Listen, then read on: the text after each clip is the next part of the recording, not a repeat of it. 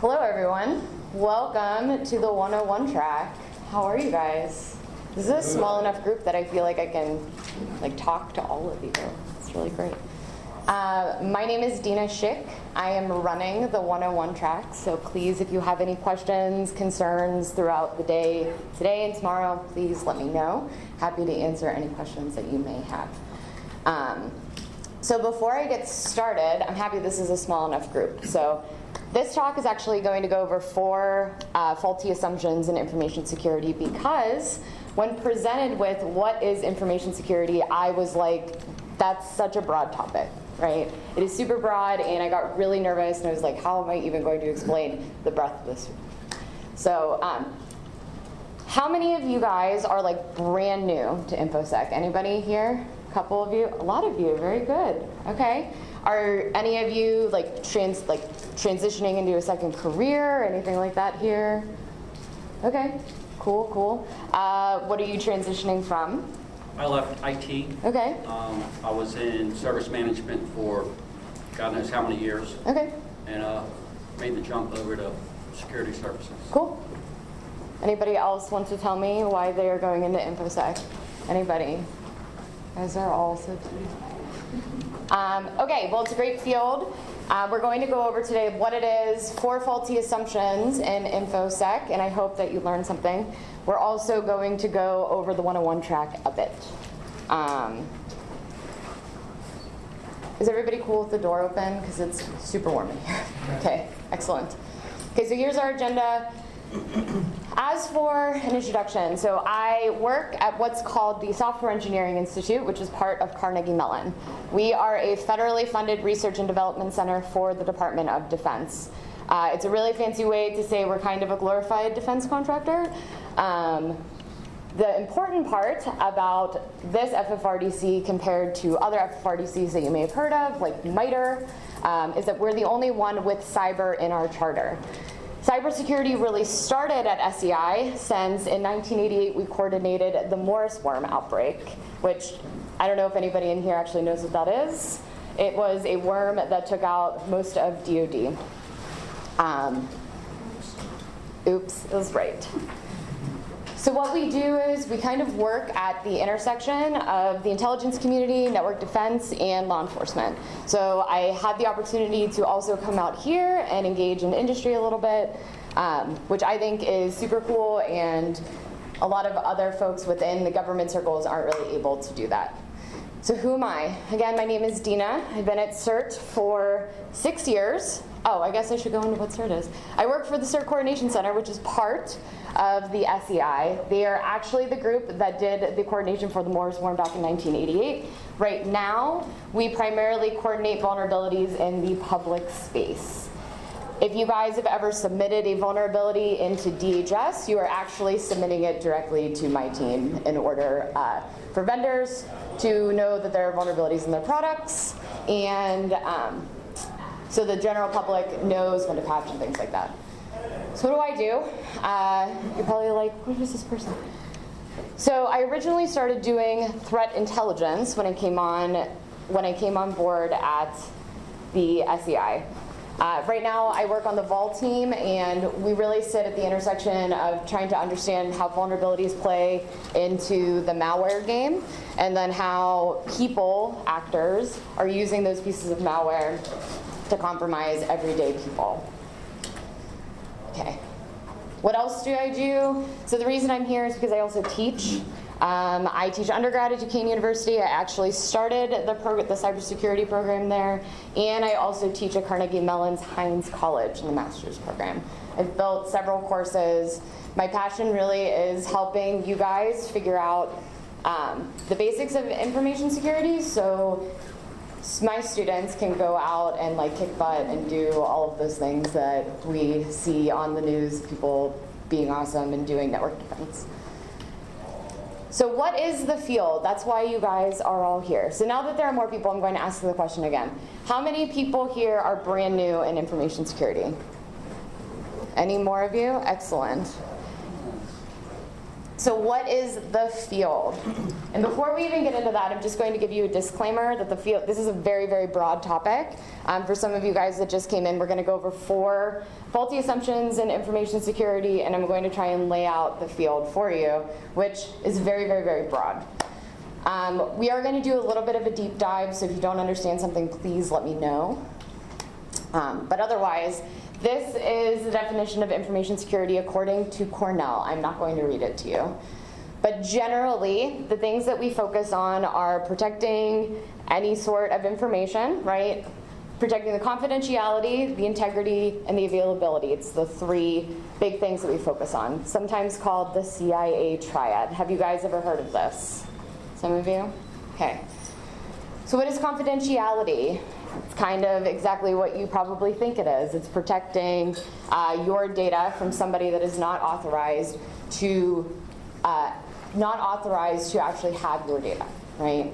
What is integrity? This is maintaining the state of your data. So making sure that there are no unwanted changes to that, which, in my opinion, as a SME here, I think that that's probably the most important thing that people aren't talking about. How do you know when your data has been changed? I think it's easier to figure out if your data has been compromised and exfiltrated from your network.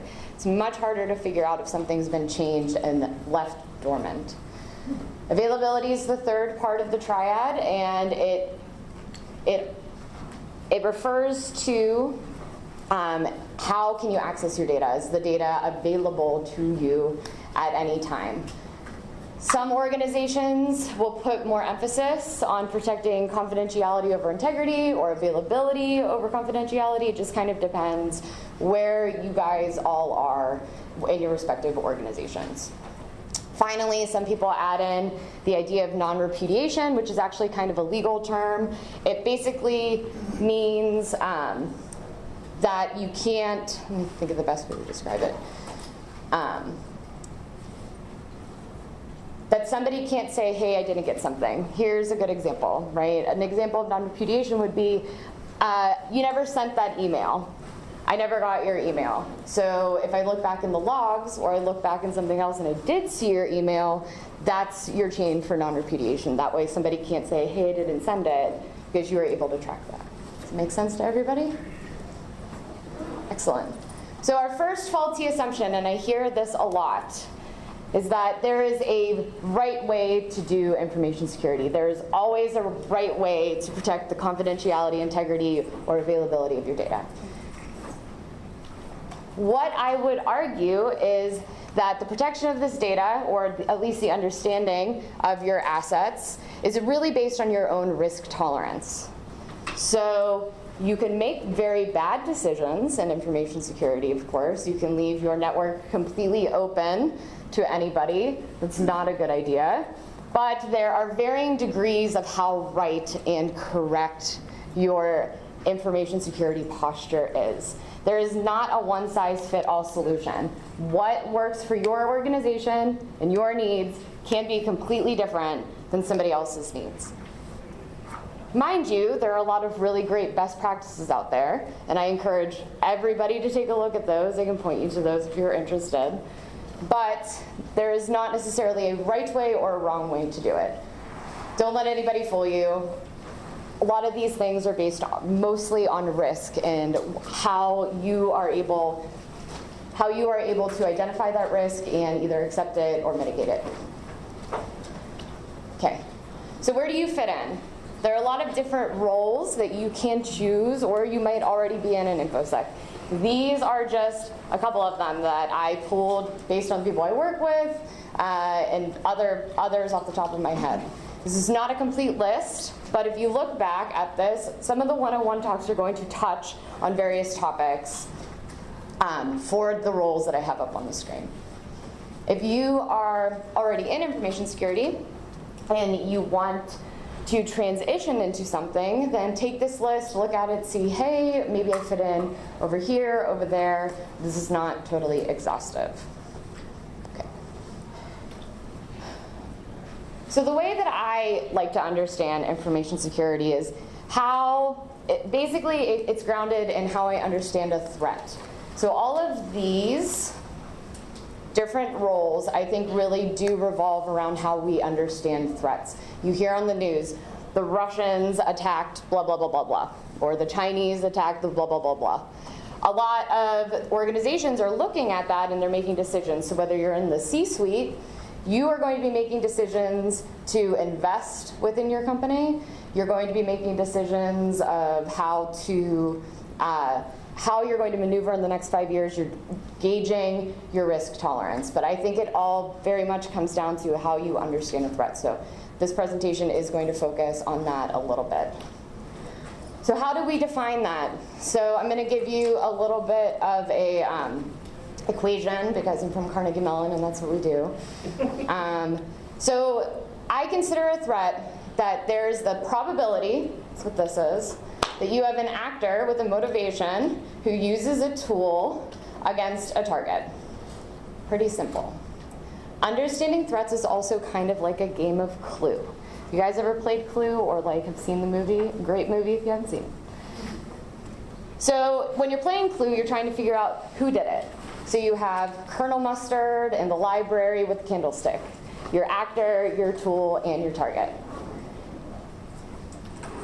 So what is an actor? So this is what we hear about in the news all the time. The person, the attribution, the person that did this, the person that did that, person that's perpetuating harm. So it's the bad guy or gal. You have to have a motivation to do something. Some random person on the street might not be motivated to compromise you in any way. So you have to want something.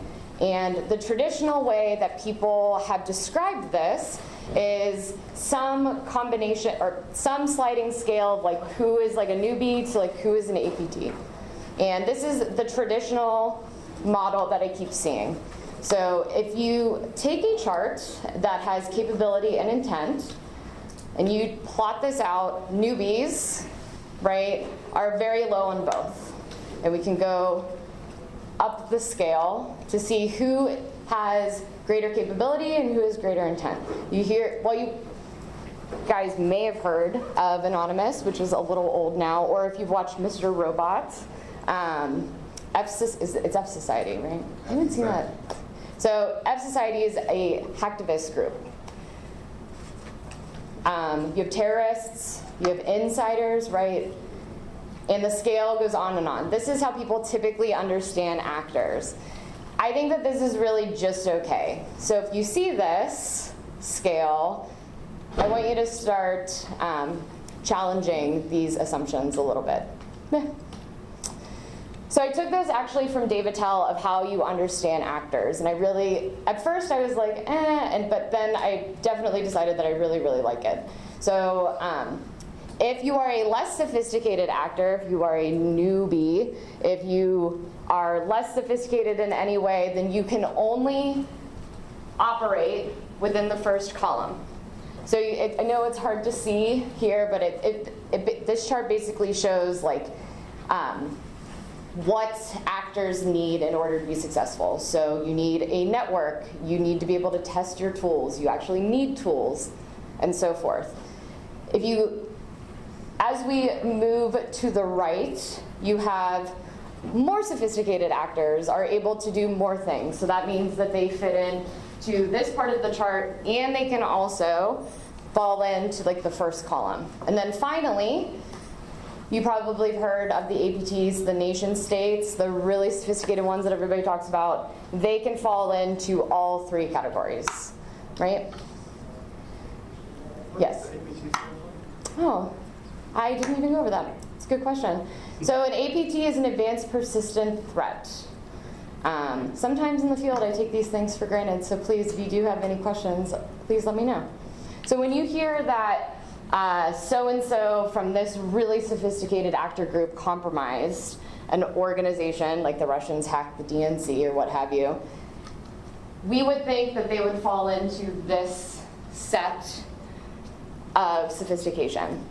Now what this really means, though, is that your APT, your very advanced actor, can masquerade around to make it seem like they're a newbie or not. There is a level of stealthiness here that I think people definitely take for granted as well. Okay, so this brings me to my faulty assumption number 2. I hear a lot of this when I go into different organizations, big or small, and that is, well, I only care about the advanced persistent threat. I only care about nation state hacking or what have you. This is also a bad assumption for a lot of different reasons. If you are new to this and you're just coming into an organization or you're just standing up your information security program, you have to worry about all of these things on the chart. When you're only focusing on this last part, you're losing sight of the other 2 things. So I would argue that you should focus your efforts on the other 99%. You might be, based on your risk and your assets and the things that you are looking into protecting, you might have to actually worry about nation-state actors. For the vast majority of you, do not get caught up in that, because there are 99% of things that you do need to worry about, especially in terms of network defense.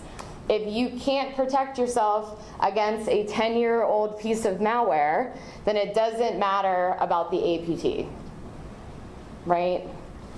So my point is, in challenging this assumption, is there's a lot of marketing. I encourage you to think about, if you're standing up a network defense program or you're trying to transition into that, to think about all of the other things that you can do to protect yourself against the 99%, and don't worry about just that 1% of things. If you do have somebody that's very, very motivated to get into your network, they're going to get in. So why don't you worry about the things that you can protect against? Make sense to everybody? We're all tracking? Excellent. So we've gone over, right, the actor. Now let's talk about your tool. So in the clue analogy, you have Colonel Mustard, the actor. You have the candlestick. This is what we're talking about now. So there are a lot of different tools that actors can use. And a lot of times I hear people get really caught up in the malware, the malware, the malware, the malicious code that is able to compromise me in some way. Your actor can also use native code on your computer that you might not even recognize as being a threat to you. So a couple years ago, the PowerShell thing came out, right? Everybody was like, oh my gosh, all of these bad actors are using PowerShell. Yes, that is not necessarily a piece of malicious code. So there are different things that your actor can use. Vulnerabilities, which is where my team sits at CERT, right? So these are the weaknesses in code. Sometimes people like to draw a harsh line on software vulnerabilities. Software being the software was written incorrectly, therefore there is a vulnerability. Some other people would say that a configuration issue, that I have a server, I misconfigured it, that is considered a vulnerability. Take whatever definition you would like. I just would like to remind everybody that data is code and code is data, so think of it like that. From an actor perspective, if I'm a bad actor, I'm going to use the easiest and cheapest way into any network, using what is available to me.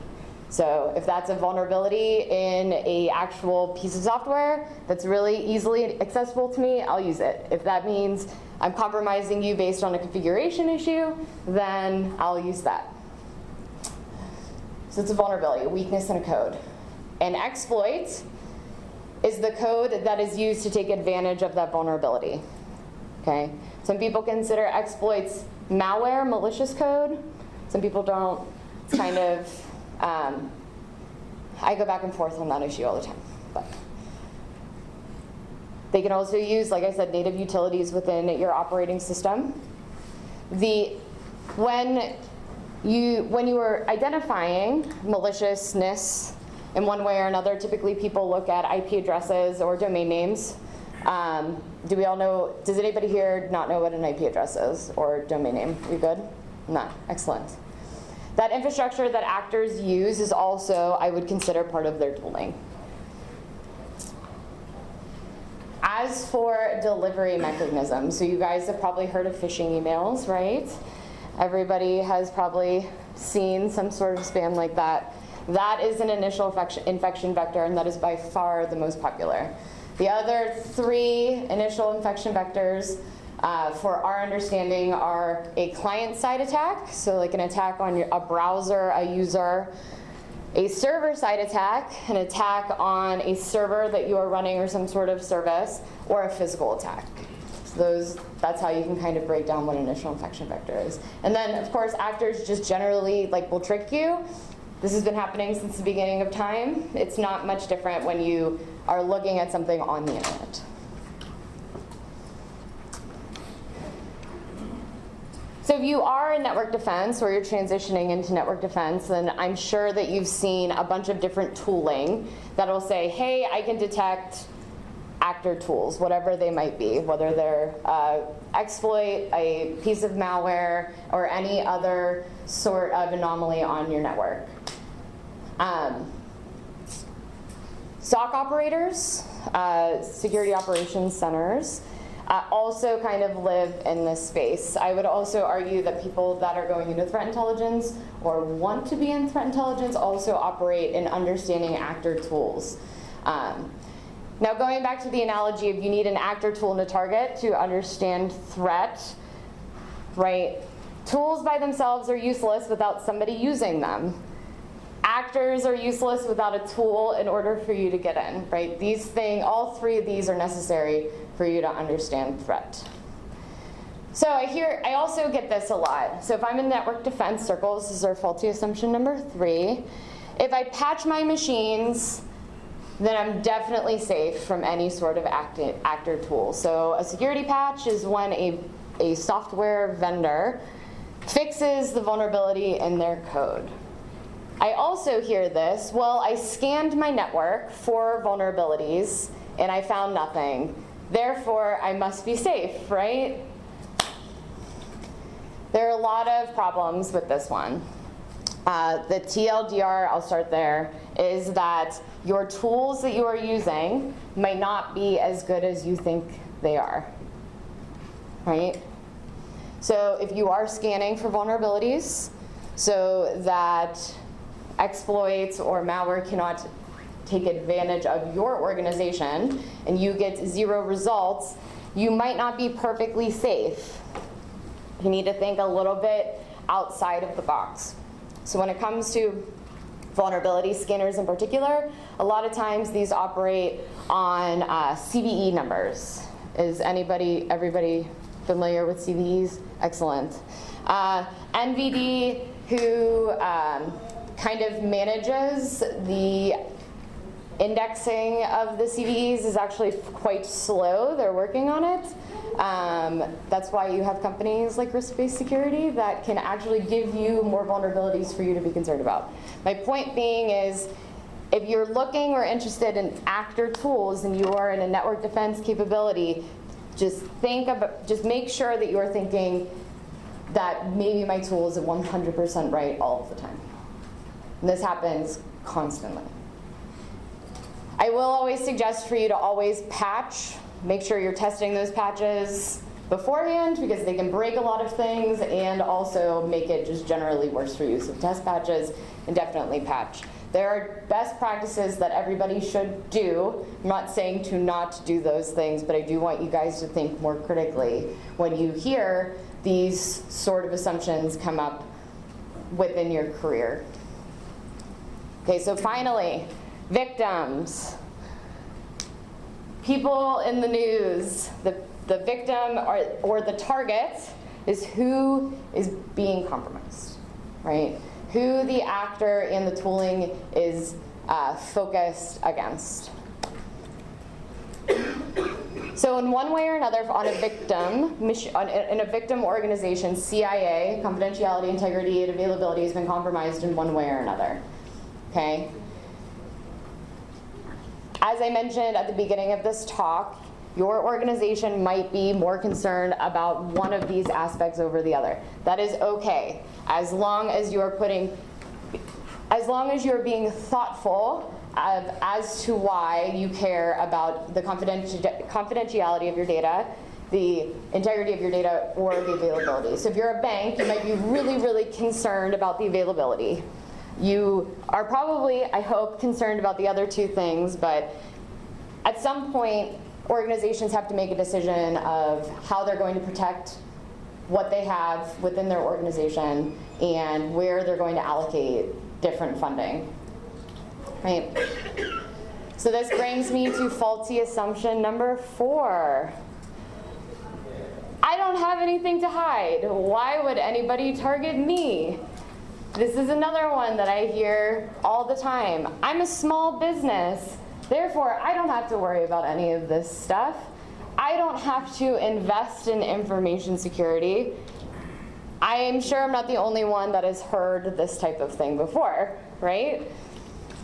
So I hope within your respective organizations you guys have things that you want to protect, at least at minimum, I hope. If not, then you should leave your organization because they clearly don't care about you or their computers or their data, okay? These things are called assets, right? So you might be like, okay, well, Deana, I did all these things, and like I patched all my machines, and like I did everything you said, but like I'm still not going to get targeted. That is also a bad assumption because you can be used as a byway to get okay, let me rephrase that. You can be used as an intermediary when a threat actor is performing operations. So the way that this works, right, you have the actor, tool, and target. One of the tooling things are to compromise a series of computers that sit between the victim and the actor themselves. These are sometimes called hop points, which means that the actor is actually using that computer as a way to obfuscate themselves. You also have what's called a command and control server. Do we all know what a C2 is? No, I see some, excellent. So C2 server is this. So when an actor is performing an operation, they ultimately are trying to compromise confidentiality or integrity or availability, right? So let's take the example of confidentiality. I'm trying to get your financial records out of your organization, but I don't want you to know that it was me. So I will compromise a machine somewhere else in the world to make it look like it was coming from that machine instead of coming from me. So I deploy my malware, let's say. I have control of some part of your organization. Now I need to either maneuver within your organization to pivot from computer to computer or get your data out. Your C2 server is what does that for the actor. More or less, the actor will use a piece of malware also on that computer to send different commands to the target machine and ultimately use that to exfiltrate the information out of the organization. That way, you as a network defender are like, oh, well, I just had 30 gigabytes of data leave my organization and go to Ethiopia. I wonder if it's an Ethiopian that's compromising me. That is a terrible assumption to make. One of the ones I did not include in here that I do wish that I did is that a lot of times I hear that the internet is like a map of the world. Like you can just overlay the internet onto a map and like every IP address from Russia is a Russian human being. This is not true. The internet doesn't necessarily have those types of borders that we can, if you guys feel very strongly about that, we can argue about that a little bit. Okay, so you can be used as a byway. So let's say, for example, you're like, nobody will target me. How will anybody know that I even have some sort of vulnerable machine? Well, there is a lovely tool out there called Shodan. Has anybody ever heard of it? Okay. It is like a search engine of machines on the internet. So instead of typing into Google, like whatever you want, you type into Shodan, like I am interested in machines running Apache struts. And it'll pop up all of the machines in the world that they've identified as running Apache struts. So maybe a vulnerability comes out, like a bunch of struts vols that came out that were very, very easy for people to use. They were lightweight, all of those things. That's also how people compromise you. They're like, hey, that person's vulnerable. I'm just gonna try this out. So do not think that you are completely safe all the time. You guys do have value within your organization. Please protect it. All right. So we've gone over what an actor is, what a tool is, what a target is. If you are doing risk assessments, for example, you are trying to figure out how vulnerable or vulnerable in every sense of the word to actor tools, and you're trying to understand like what things that you can protect. If you are a threat analyst, you are in the weeds of this stuff constantly. If you are in the C-suite, you are trying to figure out if you are going to be a victim, how much money I'm going to invest in something, how I'm going to tell my board of directors to allocate more things, right? All of that really focuses on how we understand threats. I think that's a really important point. And when we're thinking about what information security is, because it's so broad, I think that that's like a nice focal point in order to discuss it. So if you're new, you can't be good at everything. If you tell me you are, you're lying to me. So pick something you like. I really like this meme, and I stole it off of one of my former colleagues who used to teach malware analysis, and this is like the first thing he would put up, because you're going to suck at something. You're going to suck at it.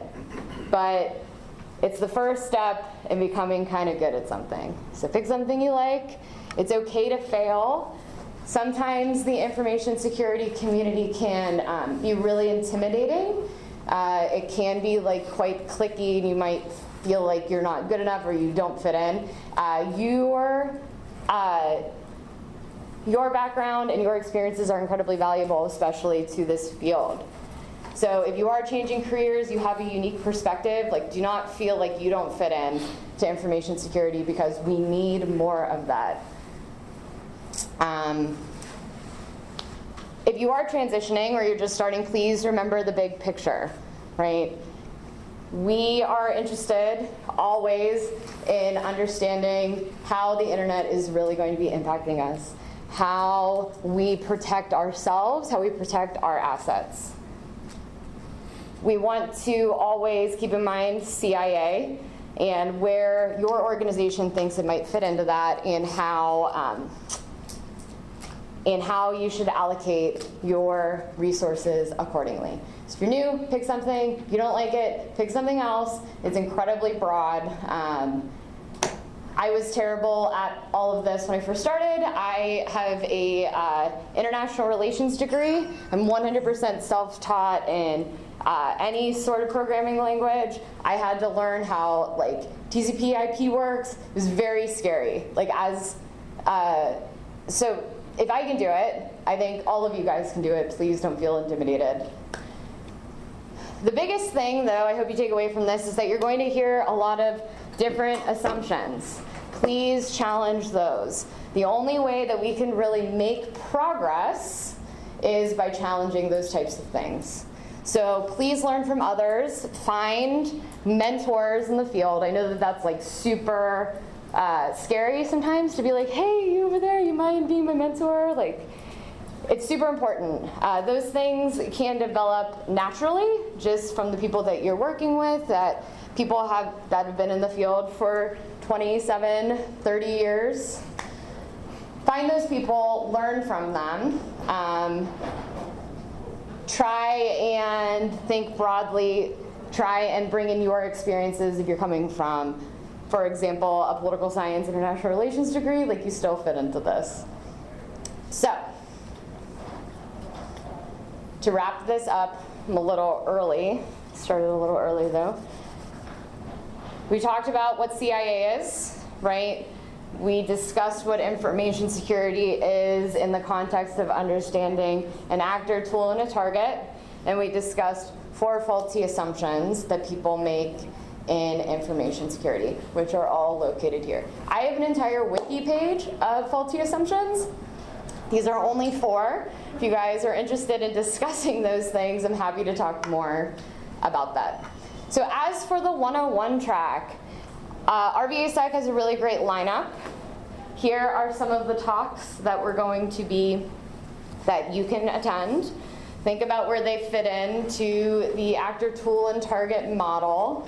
Also, try and think about how these talks play into how you understand the CIA triad. I encourage you guys to always ask questions of your speakers if you don't understand something. The 101 track is here as a non-intimidating way for you guys to learn something new. So please ask your speakers whatever questions you have. Talk to them afterwards, make friends, all that fun stuff. Here is my contact information. You can tweet at me, you can email me, whatever you want. And with that, do you guys have any questions? None? Yes? Where can I get that slide deck? I will give it to the organizers to give. I just forgot to do that. So you should have it through RVAsec. Awesome, thank you. Yeah, no problem. Any other? There has to be at least like 1 or 2 other questions, because you guys came in here and asked who's brand new, and some of you guys raised your hands, and if you understood everything that I just said, then like, good on you, but I don't believe you. Anybody else? All right. Thank you. Well, it's more about continuing education. Sure. So I know you're recommending networking and mentorship and things like that. Yeah. But since you're with Carnegie Mellon, Yeah, sure. do they offer things like learning sessions or small learning opportunities or anything where you can advance your skills inside? Sometimes they will, like if you're in the Pittsburgh area, like they will offer like a bunch of different like workshops and things like that. What I would suggest is, if you want to learn something on your own, is to look up Udemy courses, or like at I think it's MIT and Harvard have like free learning courses. Take a look at those. They're remote, they're great. I've taken them to sharpen my skills. But if you want if you want to learn like how does the internet work, I would probably start there. If you guys do have any questions, any students that are like interested in either going to Duquesne or Carnegie Mellon, like please let me know, because we can talk about that too. Does that answer your question? Yeah. Perfect. Sort of to piggyback on that one, if you're switching into this field, like I'm coming from a software development background, would you recommend like getting some sort of advanced degree, maybe just doing some workshops, try to just dive in and teach yourself? Like what do you think the best? It all kind of depends on you, right? What's the different advantages or different approaches? So, I mean, in fairness, I went and got my master's degree from CMU. There were a lot of reasons that I did that. One was I graduated during the recession, and I was like, I will never get a job, so I need to go back to school. That's how I prefer to learn. I really encourage 100% you just diving right in and trying to learn something on your own. So being self-taught, especially in this field, that gives you like so many kudos. Like, you don't need a degree in order to excel in this field at all. Yeah. You don't. So like, don't take my experience as the be-all, end-all way. We all have our own paths that we go on. If you're interested in understanding one particular thing, I would suggest like watching a YouTube video about it and then being like, oh, I guess I can take this $20 Udemy course and like learn how to write in Python. Also, YouTube is amazing. When I teach Diffie-Hellman key exchange, I'm not going to lie to you, to my students, I show them a YouTube video because it explains it much better than I could ever explain it. Okay? So does that help you? Just, there's no right way. There's like no wrong way either. It's just being motivated to actually like go out and learn something new. Deana, on the same topic, are there any books that I'm old, so I still like books, that you swear by? I love No Starch Press, so like a lot of those books. So if you're interested in like writing in Python, Justin Seitz writes the Black Hat and Gray Hat Python books. Are a little outdated, but I think that they're really good to. I like them. Some other people don't. The No Starch brand in general, I find, is like pretty good. Have you read any of their stuff? Yeah. If my opinion, TCP/IP Illustrated is. Yeah, that's a good one. Old The Tao of school. Information Security is great as well. I also like, it's old, but The Art of Exploitation. Oh yeah, that's also a very good one. There are so many. If you're interested in getting different books, please let me know. I can get you a list of what my bookshelf looks like. I like your YouTube suggestion. Oh yeah, YouTube's like the way to go, for Yep. sure. You don't need to get your master's degree, just look at YouTube. Yeah. Can I ask one more? Sure, of course. 4 minutes? Yeah. So since you're in the field and you're in the education field and you work for the CERT, I read recently that the field, so this might motivate everybody that's switching careers, is 2 million people short in the year 2020. Oh yeah, I believe that. 2 million is a big number, and I know where I work, we're struggling to fill roles, right? It's hard to find technical people that are willing to jump in, and so we're getting creative on how to hire Yeah. talent. Are you involved in any like discussions and panels? Like, what's your industry saying? What's the industry saying about filling that? What I keep hearing is that I've heard the same statistics, right? And we're kind of in the same situation that we're actually in a situation now that we can't find generalists. We have a lot of people that specialize in like one thing or another, but they don't paint the big picture or connect the dots. So we're finding that fewer people are becoming generalists, and like a lot of the advice is like become great at one thing. And I think we need to be a little bit more agile than that. Carnegie Mellon cheats a little bit because they are the #1 computer science school in the United States, so they can literally fill every quota with whoever they want. But I've heard the same things, and I don't have a good answer. I've been hearing that for like 7 or 8 years too. But it dropped from like 10 million to 2 million, you know. Any other questions? Yes. So for folks like myself who are already in data analytics and data science, is there a natural path or a stepping stone over other options to get into the field? I think, like I said, everybody's experiences are a little bit different. Find something you like. So if you're really interested in this particular part of data science, watch some YouTube videos and be like, what is this threat thing? Maybe I could, if you're really into like big data analytics, right? Like, is there a way for me to apply what I know to that particular topic? It's really up to you. I've seen people go from like hardcore like software development to doing like Octave Allegro risk assessments because it's so different, you know? Like you don't have a prescribed way of doing something. And don't even, like, you don't ever really need to listen to me. Just listen to yourself and like what you like. Data science is like super big, so it's really just in what your interests are. Yes. I found Sorry, Security Now with Steve Gibson podcast is incredibly informative. Nice. Keeping me up to speed on new threats as well as bringing me up to speed from where I'm at. Okay. Nothing against Security Now. It's a podcast. Steve Gibson is a security researcher. I really love podcasts, but I sometimes don't even listen to Infosec ones. It's the best one I've found for Infosec. Great.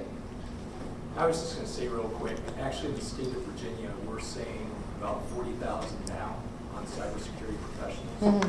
So it's a statewide initiative. One of the issues I think the smaller, medium-sized organizations have is getting cybersecurity professionals at all. So I think if you guys are looking at where do I start first, kind of take it from an 80-20 rule and hit network security first. Okay, so look at the network security appliances and how do I learn about that, because that's always the first, level of defense, right? And when we're talking about employing people out there, which is something I do, so I'm a little bit of a sleeper here, right? But that's what, we're looking for people who can do a lot of the stuff. Do you know how to configure a firewall? You know, talked about network security, own, you know, the network perimeter, and then, you know, start jumping up into higher level capabilities like compliance, or how do I manage into a SIM, or things along that line. But if you look at that initial level of network security Yeah. and take it from the network side, there's just a lot of need out there. And then actually, if you're looking, targeting smaller and medium-sized organizations, because they just can't find people. Yeah. You know? So I will say, when I teach my 101 course, which I took some of this presentation from, half of the course is dedicated to network stuff. That is a super important thing. Like, I was just telling a story earlier today that I walked into an organization and they were panicked, like full on. They were like, Deana, I need you here tomorrow. We need to talk about, I've been compromised, I'm completely hosed, help me. And we were like, this is actually normal traffic because this is how a router works, right? To like route packets. I say that partially jokingly, but it's true. I mean, so the internet works. I can teach you the OSI model, the TCP/IP model, but until you actually understand like how things work in practice versus how they work theoretically, you run into these situations where you're like, no, like this is just like how Cisco does its thing, right? And people get really stressed, and it's because they don't really understand how the internet works. And it's complicated, and it does really come with experience. But that's a good point. I mean, like 100% would recommend looking into network stuff. But again, like if you got to start somewhere and you're like, Deana, I don't even know what I like, I would definitely, that's a really good point. But still, start small, transition into something that like you are interested in doing, and then tackle the OSI model like the rest of us. Okay. I am going to be hanging around here all day, so if you have any other questions, you want to talk, you are like, help me, I don't know what I'm doing, I'm here to answer those questions for you. Okay? Have a good one.